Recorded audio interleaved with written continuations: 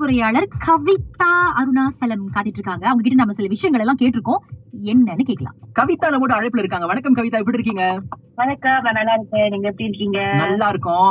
காலையில எவ்வளவு உற்சாகமா இருக்கீங்க? எங்க இருக்கீங்க இப்போ நீங்க? இப்பதான் வந்துட்டு வேலை கிளம்பிட்டு இருக்கீங்க. ஓ, கிளம்பிட்டு இருக்கீங்க. சரி கவிதா, இன்றைக்கு நம்ம இளைஞர்கள் இந்த பணம் நிர்வாகம் இத பத்தி பேசிட்டு இருக்கோம். நீங்க தான் சரியான ஆளு, உங்களை தேடி கண்டுபிடிச்சிட்டோம். Thank you so much. மலேசியர்கள் வந்து பார்த்தோம்னா பணி ஓய்வு பெறும்போது ஏற்குரிய 100 மலேசியர்கள்ல 40 பேருக்கு பார்த்தோம்னா ஓய்வூதிய பாதுகாப்பு இல்ல அப்படின்னு சொல்றாங்க.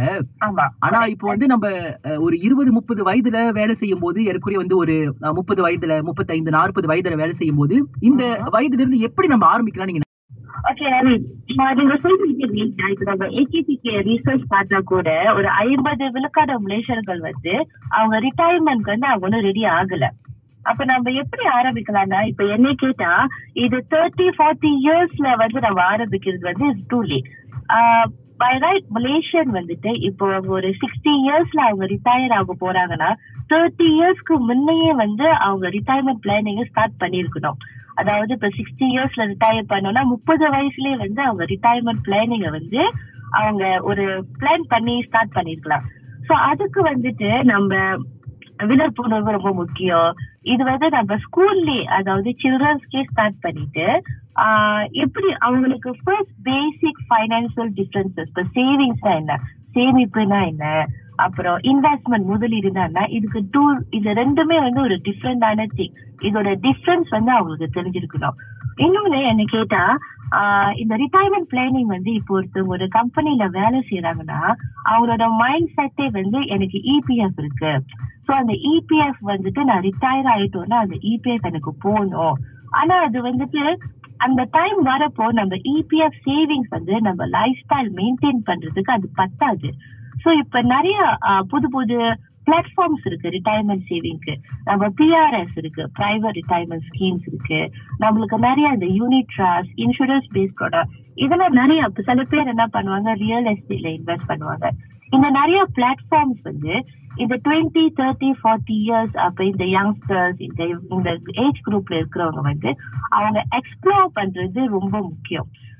இந்த எக்ஸ்ப்ளோரேஷன் அது எப்படி அவங்க இது பண்ணலாம்னா, அவங்க அவங்க விழிப்புணர்வு எப்படி அவங்க ஏத்திக்கலாம்னா அவங்க அதை பத்தி படிக்கலாம். இப்போ நிறைய வந்து ஆன்லைன்லயே கோர்சஸ், ஆன்லைன்லயே வந்து நிறைய பேர் இப்ப யூடியூப்ல அதை பத்தி பேசுறாங்க. நிறைய பேர் சோசியல் மீடியா, டிக்டாக் இந்த மாதிரி அக்கௌண்ட்ல அதை பத்தி பேசுறப்போ அதை எக்ஸ்ப்ளோர் பண்ணலாம். இப்ப சில பேர் நினைக்கிறாங்க இப்ப ரிட்டையர்மெண்ட் பிளானிங் நம்ம மத்த பிளாட்ஃபார்ம்ல பண்ண அது ரொம்ப ரிஸ்கி, எங்களுக்கு வந்து அதை பத்தி தெரியலன்ட்டு. சோ அப்போ வந்து இப்போ நிறைய டெக்னாலஜி இனிஷியேட்டிவ்ஸ் கூட இருக்கு. ஒரு கான்செப்ட் இருக்கு, ஃபின்டெக், ஃபைனான்சியல் டெக்னாலஜின்னு. அப்போ இது எப்படின்னா நம்ம வந்து ஒரு அப்ளிகேஷன் மாதிரி டவுன்லோட் பண்ணி அதுல வந்து அந்த ஆப்பே வந்து நம்மளுக்கு கொஸ்டின்ஸ் எல்லாம் கேட்கும். அது ஒரு அல்கரிதம் மாதிரி. அந்த கொஸ்டின்ஸ் ஆன்சர் பண்ணி அந்த ஆப்பே, அது ஒரு ரோபோட் அட்வைசர்னு சொல்லுவாங்க, அந்த ஆப்பே வந்து நம்மளுக்கு சஜஸ்ட் பண்ணும். ஓகே, நீங்க 60 வயசு ரிட்டையர் பண்றப்போ உங்களுக்கு இவ்வளவு தொகை வேணும்னா உங்க சேவிங்ஸ், உங்க மணி வந்து நீங்க டைவர்சிஃபை பண்ணலாம், நீங்க எவ்வளவு ரிஸ்க் எடுக்க விரும்புறீங்கன்ட்டு அந்த ஆப்பே சஜஸ்ட் பண்ணும். சோ இந்த பிளாட்ஃபார்ம்ல இருக்கிறப்போ நம்ம யங்ஸ்டர்ஸ் 20-30 இயர்ஸ்ல இருக்கிறவங்க வந்து அதெல்லாம் எக்ஸ்ப்ளோர் பண்றது, அந்த நாலேஜ், அந்த அவேர்னஸ் எடுக்கிறது ரொம்ப முக்கியம் நினைக்கிறேன். அது இப்ப இருக்கக்கூடிய இந்த காலகட்டங்கள்ல நம்ம வந்து சேமிப்பு ஒரு பக்கம் இருந்தாலும் கூட எந்தெந்த வழிகள்ல நம்ம முதலீடு செய்ய முடியுமோ அந்தந்த இடங்கள்ல வந்து முதலீடு செய்யும் போது நமக்கு ஒரு 60 வயது எட்டும் போது போதுமான அளவு பணம் நம்மிடம் இருக்கும். அதுதான் முன்பெல்லாம் ஒரு